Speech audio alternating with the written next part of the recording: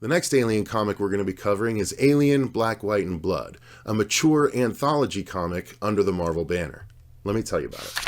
The first issue of Aliens Black, White, and Blood starts with a story called Utopia, Part 1, in which a massive space station docks a small Weyland-Yutani vessel that's in distress, but showing signs of life still. It turns out, however, that it's filled with xenomorphs that escape and attack. The second story is called The Hunt, in which a Weyland-Yutani military invites 4 uber-rich people to hunt xenomorphs safely with force fields, but what happens when those safety measures suddenly disappear?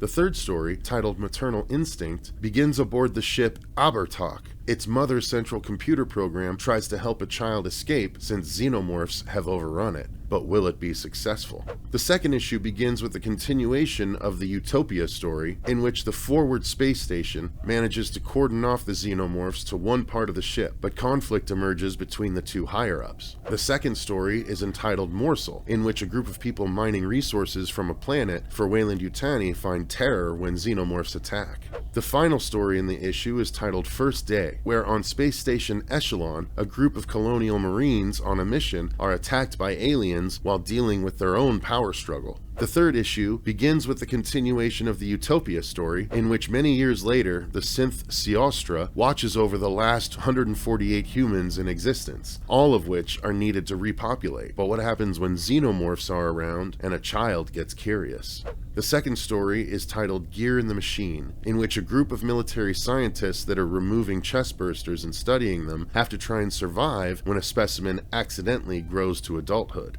The third story in the issue is titled Lucky, in which we see a small outpost that is overrun by xenomorphs, and a man there sets his dog loose to try and save it, but eventually it gets back inside to find its owner, but instead finds the aliens.